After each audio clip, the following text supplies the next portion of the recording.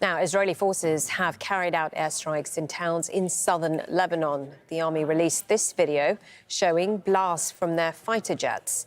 Among the targets was Hezbollah infrastructure and a military post. It comes ahead of Hezbollah's leader Hassan Nasrallah's televised address, which will take place later this Friday. Let's go to Zaina, who joins us now live from Beirut. Firstly, Zaina, bring us up to date on these latest Israeli strikes on the border.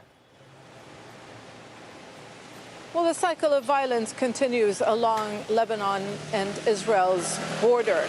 It is entering its fourth month.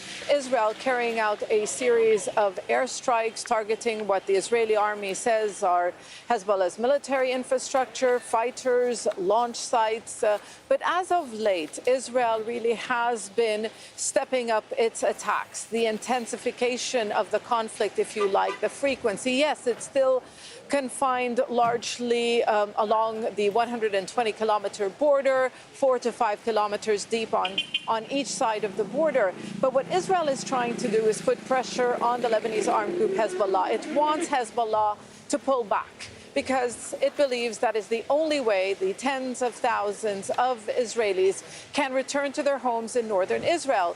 When the conflict started, when Hezbollah joined the battle against Israel to help relieve its ally Hamas in Gaza, tens of thousands of Israelis were evacuated from that area. So what Israel wants to do now is restore security.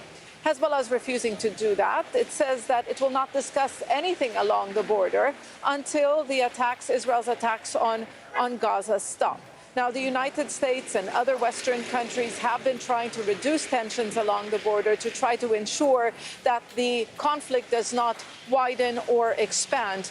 But undoubtedly, we have seen in recent weeks a gradual escalation along that border. And Zaina, interestingly, we are expecting a speech from the head of Hezbollah, Hassan Nasrallah, in the next few hours. This comes just 2 days after he made another significant speech.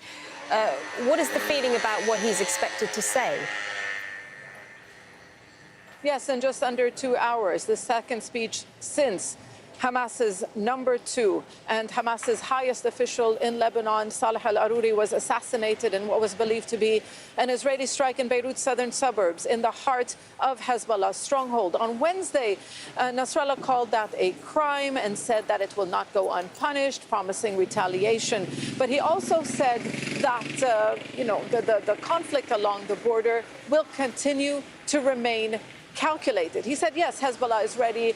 If Israel were to launch a full-scale assault, Hezbollah will, fight back with no limits, with no restraints. But on Wednesday, he said that he would be providing more details about, the state of play, if you like, in the south, that he would be addressing the families of those who have been killed, the people who have been displaced. The latest figures show nearly 80,000 people who live in southern Lebanon have been displaced from their homes. So maybe this speech will be more for the domestic audience, the supporters of Hezbollah, and just the general public in Lebanon to explain Hezbollah's limited engagement, because it is costly for this country in terms of people being displaced, their livelihoods. Hezbollah has lost more than 140 men.